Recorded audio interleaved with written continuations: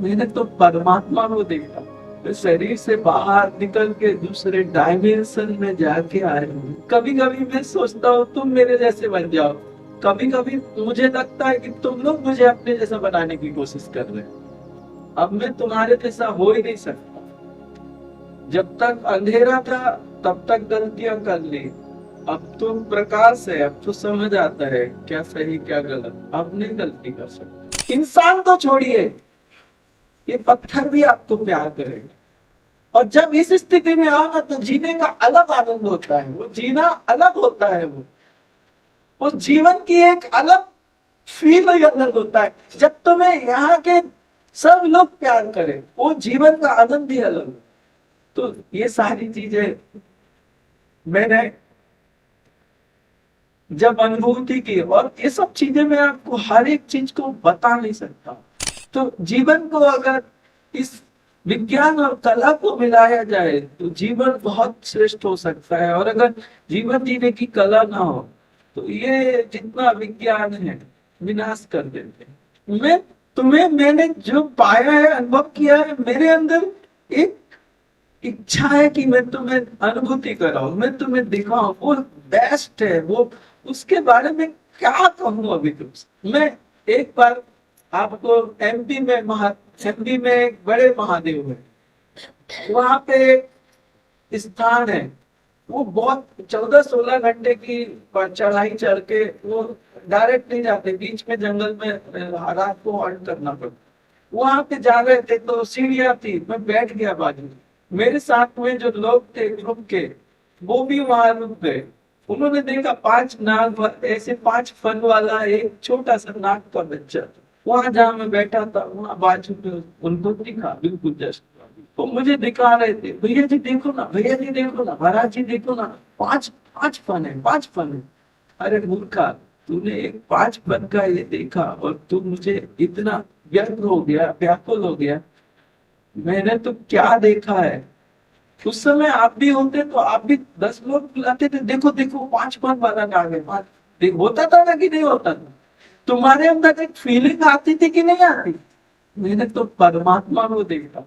मैं शरीर से बाहर निकल के दूसरे डायमेंशन में जाके आए हूँ। उस डायमेंशन को, जिसकी तुम पूजा करते हो, जिसकी तुम वो, मैं उनके साथ बैठ के मैंने मीटिंग की, डिस्कशन किए हैं उनके साथ बैठ के मैंने। मेरी इच्छा नहीं होगी तुम्हें दिखाने की। करोड़ों करोड़ों ब्रह्मांड बना दिए, इतनी आकाश गंगाएं बना दी।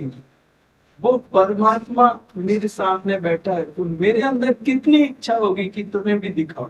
तुम एक छोटा सा एक कीड़ा 5 फन वाला सांप देख के इतने उत्साहित होते हो। मैंने तो उस अखिल ब्रह्मांड के मालिक को, मेरे अंदर कितनी, क्या एक कीड़ा भी काटता होगा कि तुम्हें भी दिखाओ। ये तो सब जीवन की एक व्यवस्था है कि आप जीवन को किस स्तर तक ले जा सकते हो। या तो सिर्फ रोटी कपड़ा और मकान में जीना और मर जाना।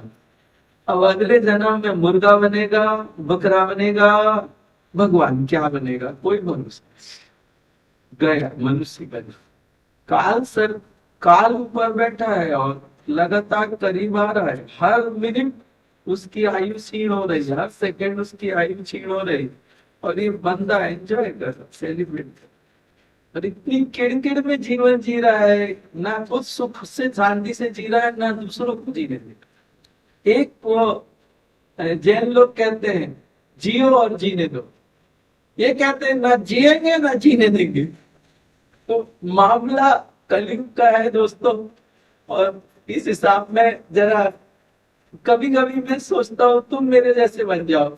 कभी कभी मुझे लगता है कि तुम लोग मुझे अपने जैसा बनाने की कोशिश कर रहे हो। कई लोग कोशिश करते हैं कि मैं जो बोल रहा हूँ तुम वो करो। तुम जो बोल रहे हो अगर मैं वो करने लगूंगा तो तुम्हारे जैसा हो जाऊंगा।